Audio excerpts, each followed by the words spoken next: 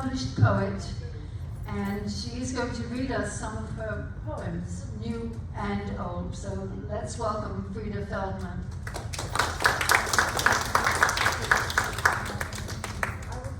Yeah, and that one's should be on.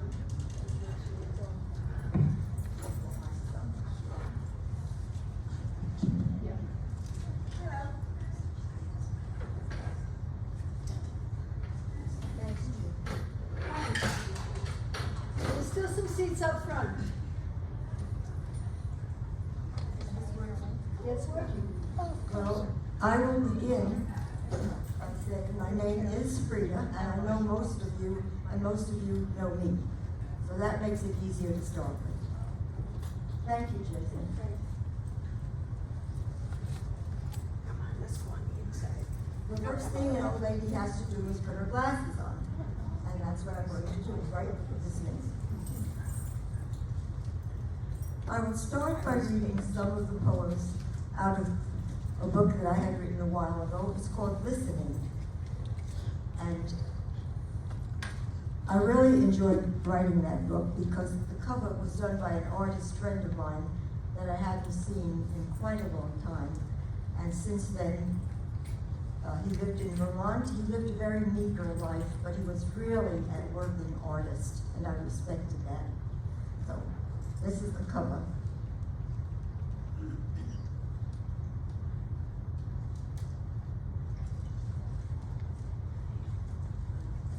And since the cover name is Listening, the first poem will be Listening. After a while, I could hear snowfall unraveling from the sky, where white banks shredded flakes and sent them all around. I heard the patterns change, no two alike, I'm told. But no one ever spoke of music, so I listened as they touched the ground, intent on comprehending snowfall's sound. Nobody's ever thought about the sound of snowfall, but I'm sure it has a sound, it has to. Rivers. When the city was in my heart, pavement, asphalt, brick and mortar, steel beams rising on the river, Wall Street stretching to the sky. I walked for miles inside the canyons made by man, so straight and high. I felt the pulse of push and chatter, different tongues as they brushed by. And I was awed on rainy mornings when the gutters filled to flow. Like mountain rivers seeking lowlands, people, rivers, come and go. Here is a funny, I'm calling it funny, it amused me. It's a little poem called When the Sea Calls, and I wrote it for Key West. It is embedded in the dock in concrete, and if you walk about on the docks and you look down, you will see this poem. When the sea calls. When the sea calls, sailors listen, no matter where they roam. When the sea calls, sailors answer, like children running home. Can you hear at the back? Yeah. No.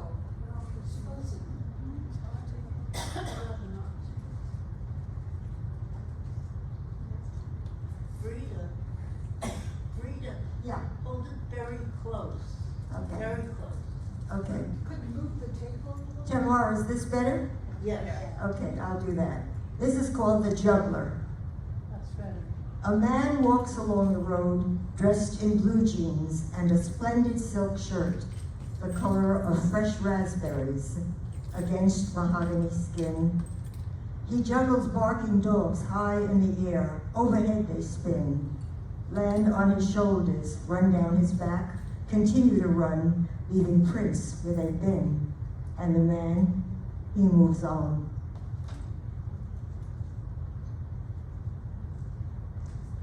Here's a poem about my father and me.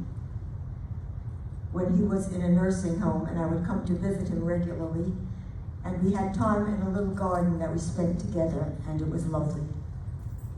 Conspirators, the two of us, we sit in the garden alone, eating all forbidden fruit and tasting every moment, sweet as ripe cherries. I bring him Hershey bars that melt in the afternoon sun. We share a dish of raspberry yogurt, a large Coke crackling with ice, a sip of brandy, and 1,000,000 salted peanuts, none of which he was supposed to have.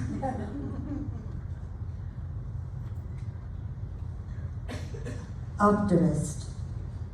I will be an optimist until the last raindrop falls and deserts blow beyond their borders, making sand where once the flowers grew on fertile land.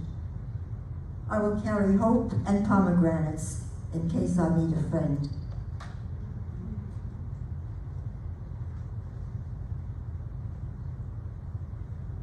These poems are all separate entities. It's not a long, like a novel or story. Each poem has a life of its own. This one is totally different. Strong wind. Strong wind woke the owl, midday, bright sun, not to his liking, but so loudly did he howl that all the forest came to hear what strong wind would reveal. We were quiet, owl was too, listening when the wind came through, singing, sighing, the trees did bend, but owl said, "Who was it called me from my rest? Didn't know my day is night?" Strong wind answered, "It was I who danced around your sleep, my friend."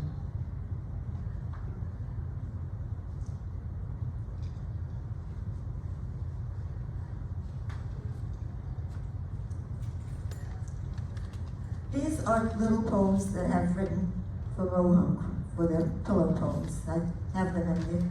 They're just little poems, comforting, that I think is good. This was Bert's favorite. I'm going to read that. There's more to life than a can of beans, more than a steak and champagne. If you learn to walk in the sunshine, you learn to dance in the rain. Thanks, Bert. Now this one is compassion. Let us live with grace, awkward as we are. Let us feel compassion for the swiftest comet and the smallest star.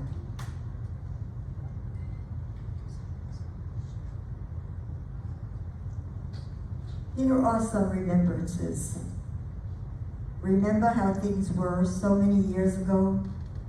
All the oceans went to China, and if you really looked, horizons lifted when the sun was low. Flowers. I will age, forget-me-nots, as graciously as summer moves, marigolds in flower pots, fading gently into time, dandelions turning white, while others all around me fight, the way September, Queen Anne's lace, etches autumn on my face. There's no escaping autumn. Just be prepared for it. This is one that I really like. Wherever love blooms. Wherever love blooms becomes a garden. It must be tended only with the right hand. Forgiving weeds, if they should stray, bring them in and nurture with your left hand. Love will flourish from the smallest seeds and blossom on the coldest day. I don't think that one needs any explanation. I have also done a series of names. I'm always intrigued by names. I don't know why, but I am. So sometimes they're little and sometimes they're longer. Here's a little one called Osceola Mandelbaum. Osceola Mandelbaum claimed she was a princess of the Indian persuasion. And in fact, she looked the part, in itself amazing. Consider that she lived her life a Jewish girl, Caucasian. Emma Teitelbaum. Emma Teitelbaum wanted to be a lady. She was short, bovine, not too smart. Her eyes were pale brown. They squinted in the morning sun under bangs that sheltered brows too poorly to be useful.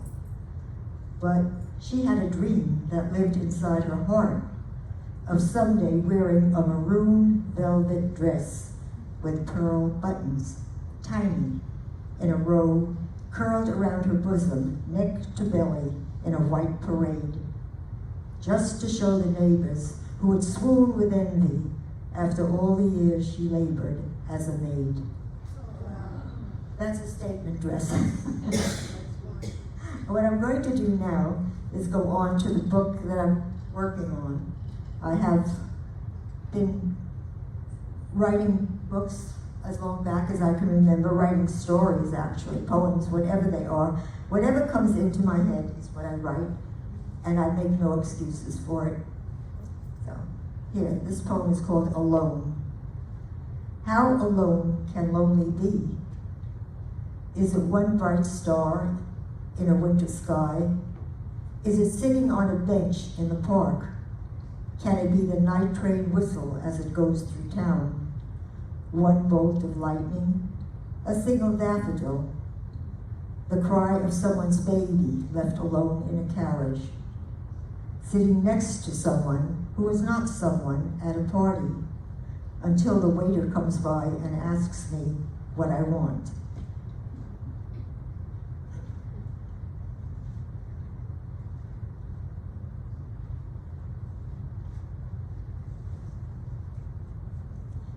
This is an interesting one, I think, and some of my poems have dual meanings, and it's up to everyone who reads them to make up their own mind. I'm perfectly comfortable with that.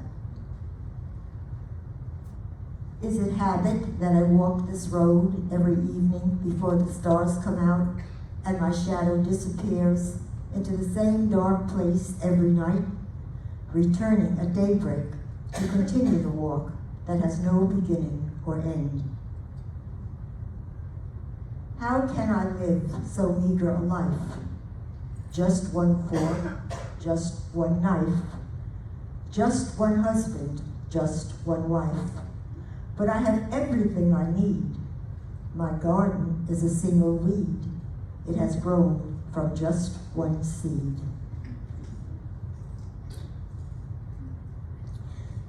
Here's a poem from my Old Woman series. My world has fallen into disarray, faded, scattered, frayed, left to the rag pickers and mice of yesterday. But here I am. Hand me another spool of wool, not the black. I want the brightest red and yellow to begin repairs.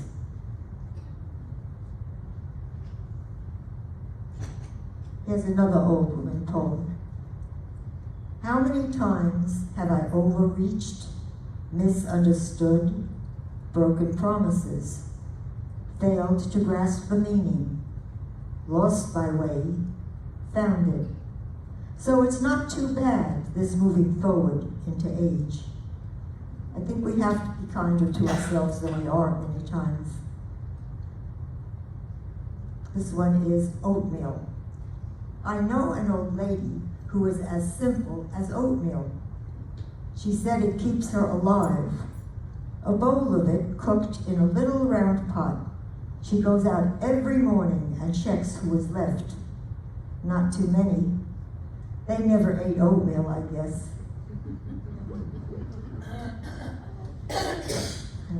I write with rueful deference what must be said. The list of mornings that go by and getting out of bed. To face the day no matter if I choose to or regret that yesterday has slipped away from memory and fled. So if you forget stuff, don't worry about it. It's just going where it wants to go, I guess. And I've never followed it, so I can't promise you I know. Shall we dance? Shall we dance, sing the bullfrogs in their operatic bass? Shall we dance, sing the bees to the blossoms they embrace? I can run, said the child, moving swiftly and with grace. I still dance, sings Old Woman, in my own time and place. So, you don't have to dance a lot, you just have to move. Whatever piece of your body moves, move it. If it doesn't want to move, well, maybe it'll move tomorrow. That's my philosophy. And here's a silly little one. We are going to the county fair. Dad always takes us every year. I can hardly wait till we get there. A magician doing magic tricks, cotton candy, peppermint sticks, a real piece of honey in a honeycomb. Dad says, don't tell Ma when we get home. Perhaps there is some order after all. The tides have been for centuries, the seasons, the days and the nights. Therefore, I must conclude that I am present.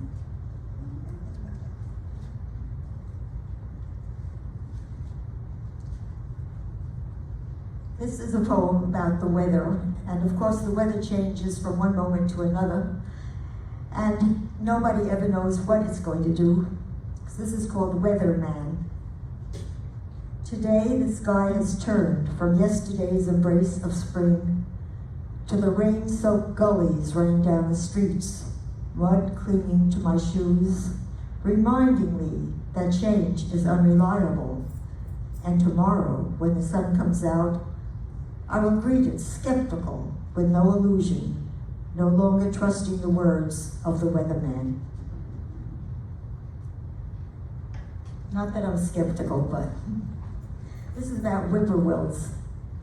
When I was a child, we would be in the country, and every evening, just after dusk, not before it and not while it was, as dusk was fading, the whippoorwills came out. The whippoorwills are singing lullabies at fall of night, when children argue that it's too early, but the whippoorwills know better, and the stars begin to light, and the sun has gone to bed, and the children fall asleep.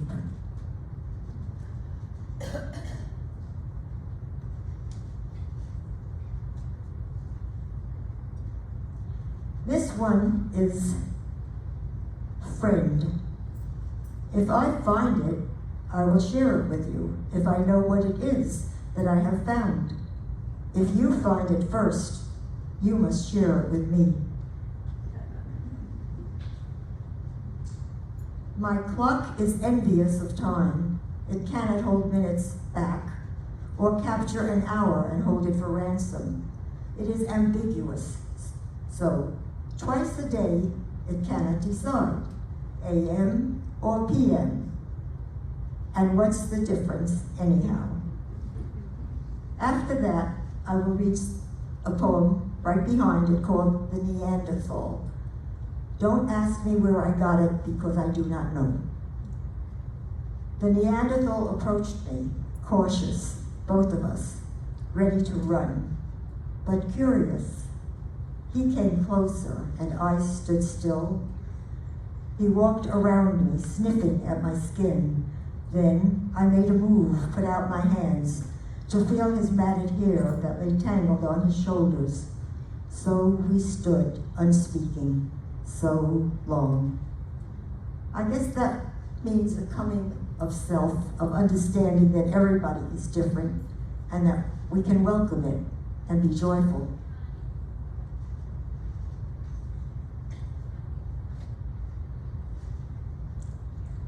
When was the last time you made a wish on a chicken bone, went out on a summer night to catch fireflies, made pancakes in the morning with your dad, stayed home from school with a fake bellyache, played pickup sticks with your best friend on the front step, blew the fluff off a dandelion's head, laughed until you had hiccups. And that's something to aspire to. The trees are speaking to each other, sending messages on the wind.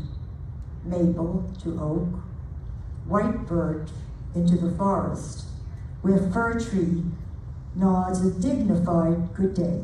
Across the fields, corn is coming up. A blueberry bush has promise. And the farmer's boy has found a beehive waiting to be filled with honey.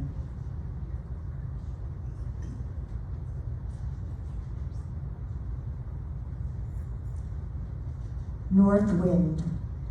I howl, said North wind, to warn the blasting cold that comes behind me, and mothers watch through their kitchen windows where children are playing in the street.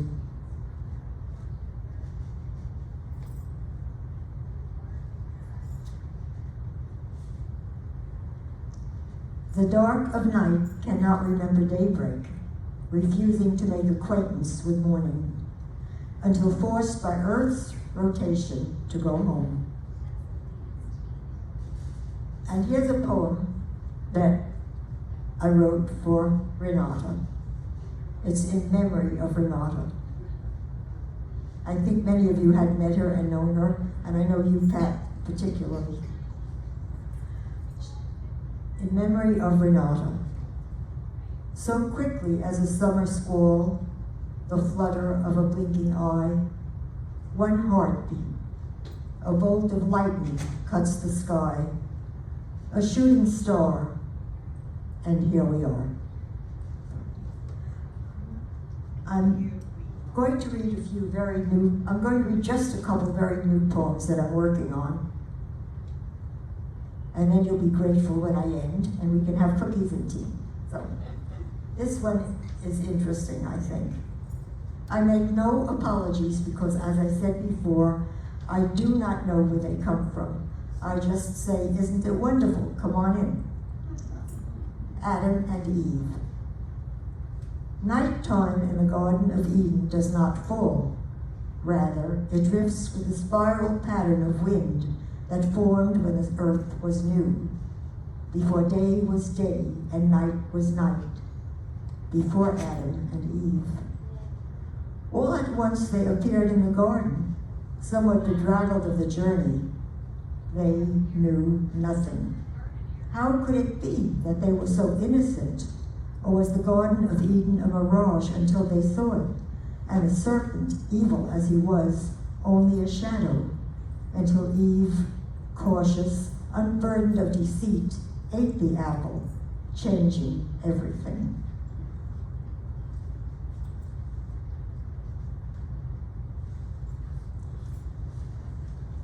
Here's one called Full Moon. A full moon dances alone in the night sky, round as the belly of a woman about to give birth. She has no shame of nakedness, for all the tides and all the oceans here on earth cannot contain themselves when she moves and takes the swells and shallows on her way. Really, the moon is a most powerful and potent female persona or creature or whatever you want to call it, female, I'll call it entity that I know. Here are a few quick ones. Quicksilver. I am Quicksilver, running along the spider web that holds my heart in place. I am corn silk, falling out of ears of corn that holds the fields together. I am the potter's wheel, spinning mud into beauty. I am the other end of the rainbow. Echoes. Sliding through the forest and the field, climbing beyond mountains, hiding where no one could hear them, left behind under rocks and fallen trees. Echoes of wolves and coyotes and owls, echoes of such intimate questions left behind. This is a mantra that I read to a friend of mine who was a neurologist, and he said, well, that's neurology talk. And I said, well, it's really a poem to me, so this is called mantra. The heart talks to the belly talks to the brain talks to the heart, and then we start again. He was amazed how correct it was, but I told him he could use it if he ever wanted to. This one is called body parts. Ribs are inflexible.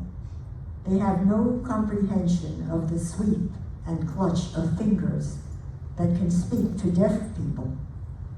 No subtle beauty like the arch of a brow or an eyelid brushing tears over the soft roll of a cheek. They are less agile than knees or hips, anatomically quite simple, but they live next to the heart. So I think on that note, I will end. I hope you enjoyed it, and I thank you for coming and for your patience with my words. Thank you.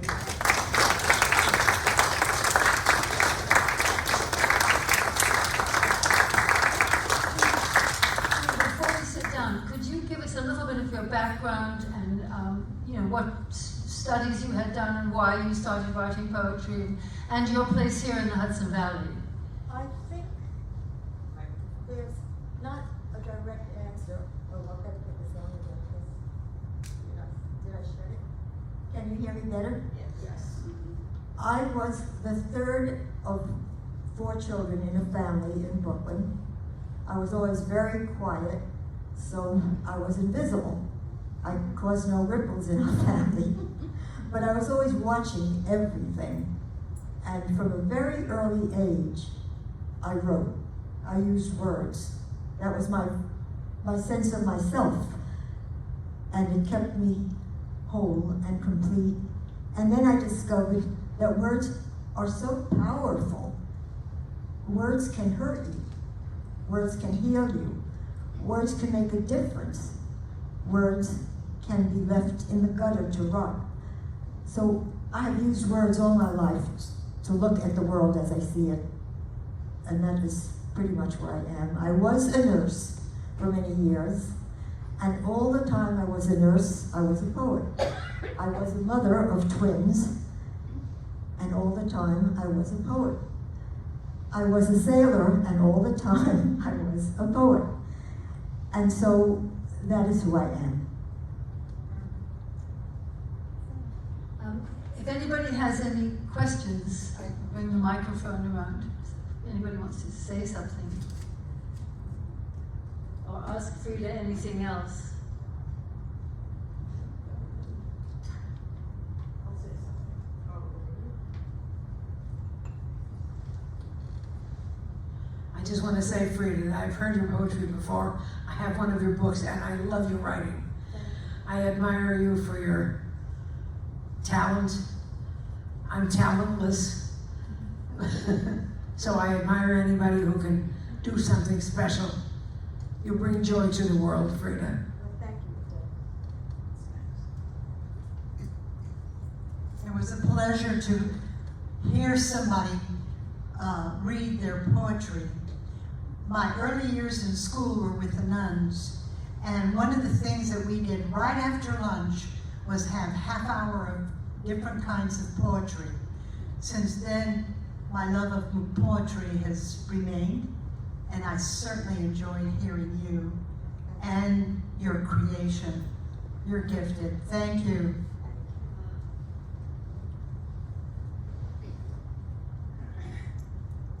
Frieda, I want to thank you for your simplicity. It comes straight from the gut. And so many poets, talented poets, play with words and complicate things. And some of them are wonderful. There are many wonderful poets, but you're so simple. And I think life is basically simple at the essence. Thank you. I do. Hold the mic. I don't like to. Frieda, when you respond, Trina, I thank you for that, because I do not like to be wasteful of words, and I do not like to pretend I'm an important person. I like to be who I am, and I like to listen to everything and to watch. And you're absolutely correct, so I thank you for that.